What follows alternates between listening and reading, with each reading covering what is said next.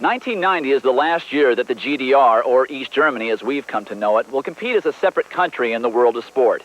In 1991, East and West Germany will combine their athletic talent under one flag as part of the reunification process that will affect everything that takes place in this country. It will be known simply as Germany. East Germany still possesses the strongest women's track team in the world, and their men are among the top 5.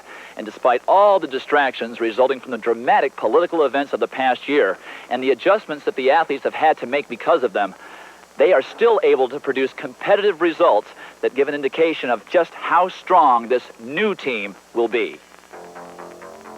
In the men's shot put, this man, 1988 Olympic champion Ulf Timmermann, who earlier this year lost the world record to American Randy Barnes, has had his training time seriously affected by the events taking place in his country in 1990. Timmermann wins here with 70 feet a half inch and hopes to end his season on a high note.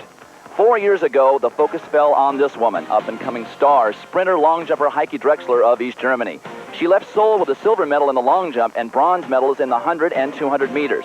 Last November, she gave birth to her first child, son Tony, and is currently regaining the form that once saw her as the world record holder in the long jump.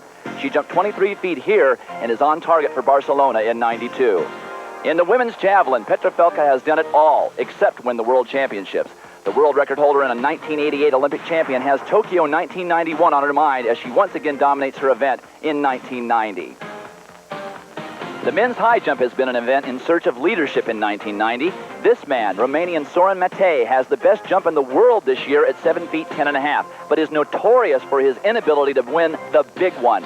He clears 7.6 and a half here as he prepares for the most important meet of his season, the European Championships at the end of this month.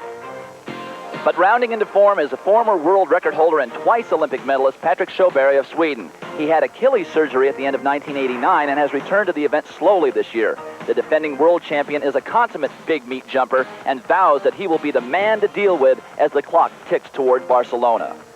The Soviets swept the first 4 places in the pole vault, and due to his 19.4 1/4 performance a couple of days ago, world record holder and Olympic champion Sergei Bubka will be on the European Championship team. The odd man out was the winner of this competition, newcomer Viktor Ryzhenkov. His best before 1990 was 18.6 and a half, but he's the latest Soviet vaulter over 19 feet. He wins here with 18.10 and a half and further solidifies the Soviet stranglehold on the event. All right, thank you, Dwight. So that's the story from Berlin. It's been quite an experience for all of us.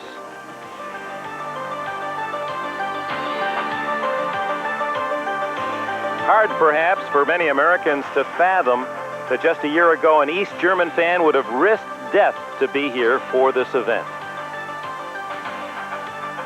Today, they join freely with the West to cheer many of Germany's and the world's top track and field athletes, all in this stadium so heavy in Olympic history.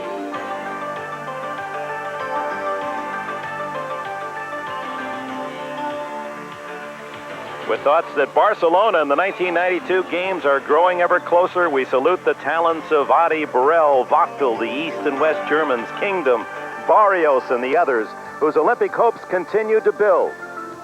For Craig Masbach, Todd Christensen, and Dwight Stones, this is Dick Enberg in Berlin. Auf Wiedersehen.